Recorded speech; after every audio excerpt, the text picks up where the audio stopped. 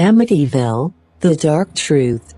In a quiet suburb of New York, stood a lonely house, frozen in time.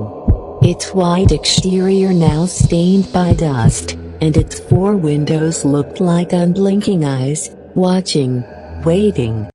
Sound of slow footsteps on creaking wooden. In 1974, something inside that house woke up.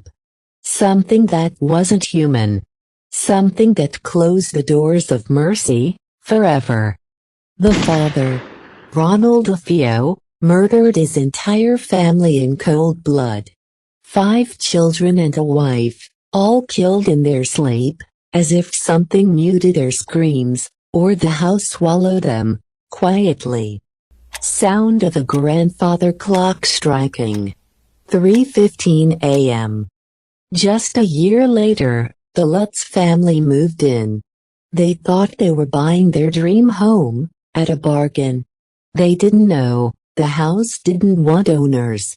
It wanted victims. On the first night, the mother woke to breathing, right behind her head.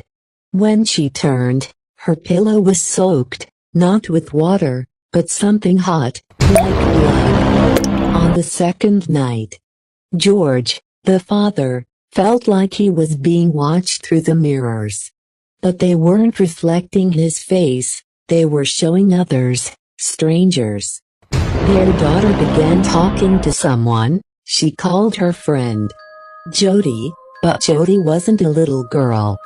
She was something tall, monstrous, with glowing red eyes, that stood by her bed at night.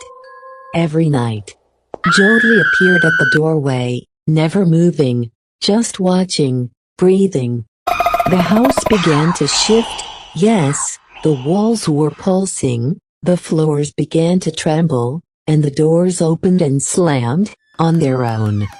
One night, George went down to the basement, and found words carved into the wall, that weren't there before. Get out. Before you become part of the walls. That night, every window in the house burst open at once. The wind stormed in like it carried hatred, and the walls began to bleed. George lost his mind. He began hearing voices in his dreams, and while awake, they whispered, "Do it. Finish it." At exactly 3:15 a.m., he picked up an axe, and walked slowly, toward his children's room. But just before he opened the door, he dropped to his knees, as if something forced him down. His eyes filled with tears, like a voice inside him was screaming, "Stop." That night, the family fled the house, barefoot, terrified. They left everything behind, photos, clothes, even the dinner still on the table. The dog stayed behind, barking toward the basement. The house still stands, untouched, unshaken.